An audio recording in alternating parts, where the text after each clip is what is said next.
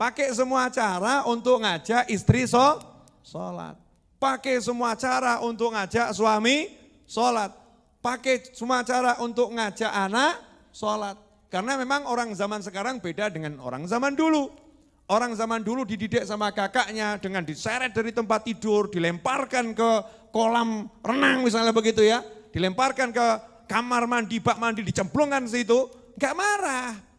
Orang sekarang baru, ayo sholat tangi, apa gue, ngejak perang.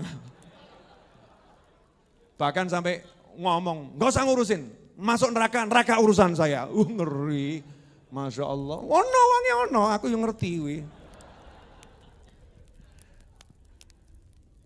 Ini, wastobir alaiha, sabar, ngajak orang sholat yang sabar. Ngajak diri kita sholat juga sabar. Karena setane, orang setan cilik, setan gede. Besar sekali setan ini, urusan sholat. Ikhwani rahimakumullah. Nah, janjinya Allah Ta'ala seperti itu.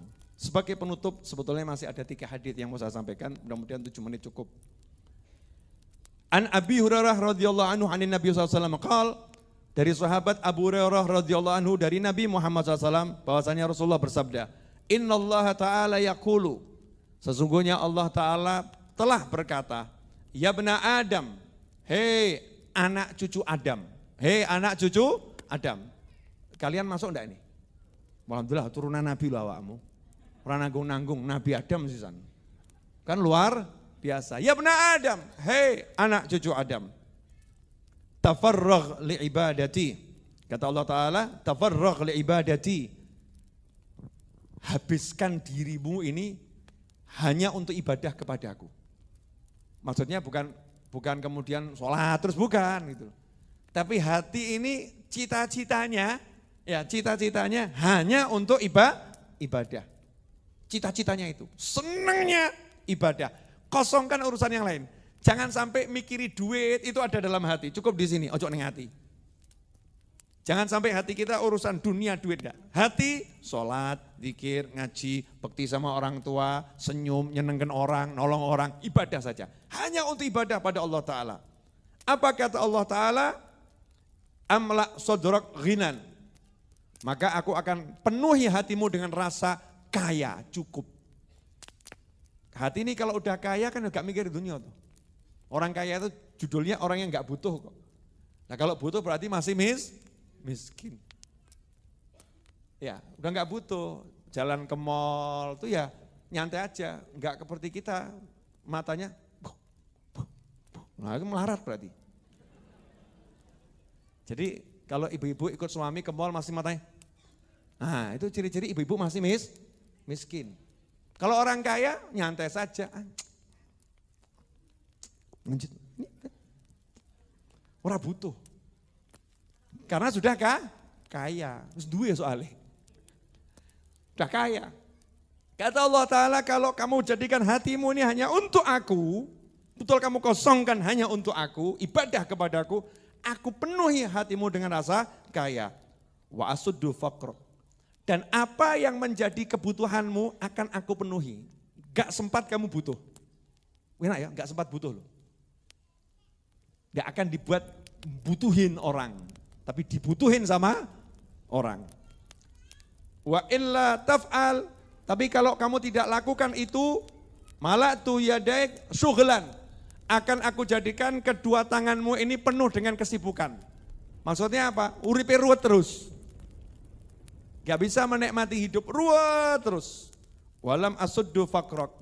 Dan kamu tidak akan pernah mendapatkan keinginanmu.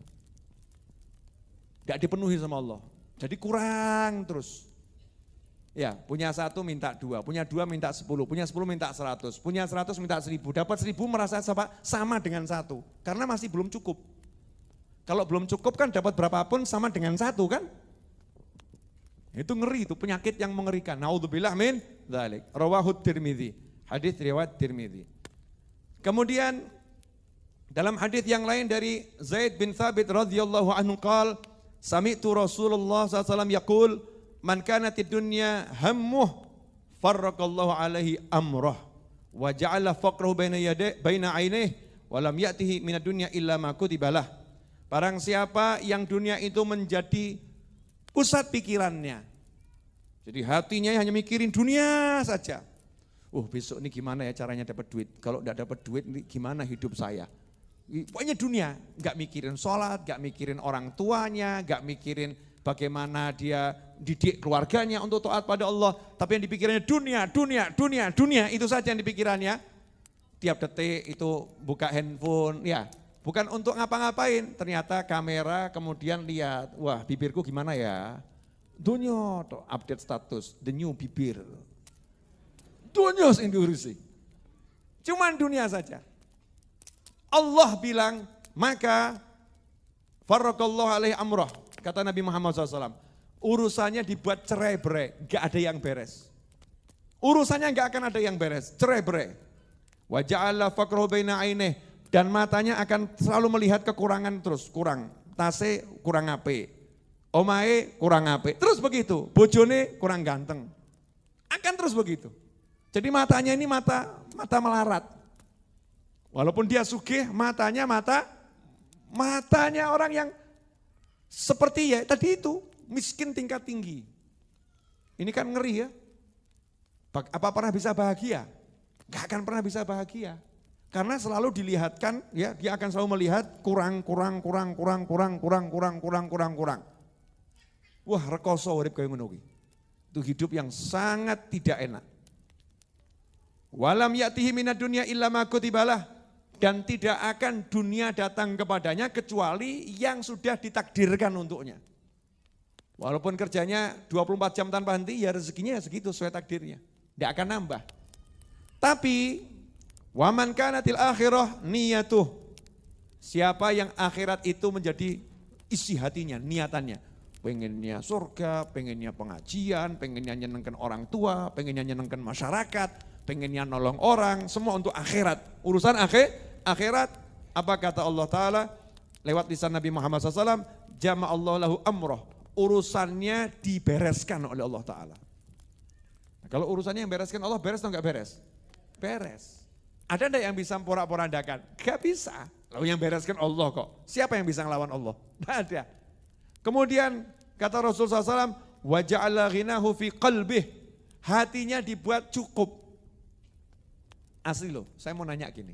Kalau jenengan sarapan telur 1 butir, tapi hati jenengan dibuat 1 butir ini cukup. Sebetulnya kan enggak rekoso ya. Tapi yang buat kita jadi sudah sarapan masih pengen makan siang, udah makan siang pengen makan malam, udah makan malam pengen nyemil, udah nyemil pengen nambah cemilan. Kenapa? Karena hatinya ini dibuat kurang. Betul gitu kan? Tersiksa atau enggak tersiksa itu? Tersiksa. Tapi kalau udah sebetulnya 1 telur cukup, tapi ditambah ya alhamdulillah gitu kan ya. Tapi cukup ini, enggak ada tuntutan. Nanti sarapan apa ya? Iki cukup, udah enak, hatinya enak. Ja'ala Allah menjadikan di hatinya kecukupan yang luar biasa. Wa'atathu dunya wa hiya raghimah.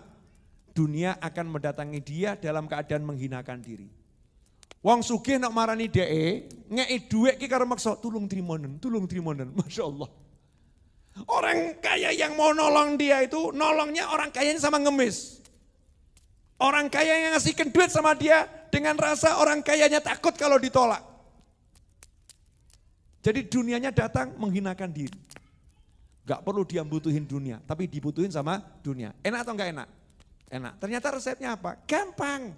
Gak perlu teori ekonomi, gak perlu teori sukses. Resepnya, toto hatimu, gak butuh dunia. Golek ono, cok salah lo ya. Jangan kemudian habis pulang dari pengajian kata Habib Novel, gak usah mikirin dunia. Udah di rumah tidur, sholat, ngaji, ngawur kamu. Bukan begitu. Cari, tapi gak ada di hati, paham ya? Kerja karena kerja itu ibadah, hatinya nyantai saja. Nyantai dunia, gak butuh, sementing kerja ibadah, sholat ibadah, zikir ibadah. Maka hidupnya itu nyantai. Nah itulah kenapa saya lihat ulama-ulama besar itu yang soleh-soleh itu, tak delok kok uripe penak kabeh ya. Makanya kadang-kadang ada orang kok mendefinisikan ulama harus hidup susah itu ya rada aneh. Tidak ada ulama hidup susah. Kalau kaya miskin itu bukan ukuran seneng ya, bukan ukuran seneng. Ada ulama rumahnya reot. Tapi kalau pergi kemana-mana diantarkan mobil Alphard terbaru. Sugih apa gak sugih? Sugih. Memang rumahnya reot, memang enggak punya mobil, tapi mobil menghampiri dia. Tolong Yai pakai mobil saya, tolong Yai pakai mobil saya. Pergi keluar kota mau bermalam di rumahnya siapa gitu, sak kota marani, Yai griya kula mawon Yai, Yai griya kula mawon, Yai griya kula, semua nawari. Saya mau nanya, hidup begini enak atau enggak enak? Enak, ora usah tuku omah duwe omah, ora usah tuku mobil duwe mobil. Ora usah golek bojo digoleki. Yang jomblo-jomblo ini loh ya, pikiranmu aneh-aneh wae kok. Yang jomblo-jomblo itu enggak sibuk cari istri, dicari oleh istri. Aku siap menjadi istrinya, aku siap menjadi istrinya, aku siap menjadi istrinya. Enak atau enggak enak? Enak, tinggal duding. Ora level, ora masuk. Kurang kelas. Gaya. Gak bisa begitu, kenapa? Karena gak mikir dunia, pikirannya bidadari swarga. Akhirat jannah gitu. Jadi dunia ini ya ngesot ya, dunianya itu rakaru-karuan tuh ngejar dia, merendahkan diri. Nah, sebetulnya ini konsep-konsep begini ini yang harus dipraktekkan dalam kehidupan sehari-hari. Sehingga dirinya ini pribadinya memang kenceng ya, pagi keluar ke pasar tapi hatinya itu orang butuh. Enak toh ya?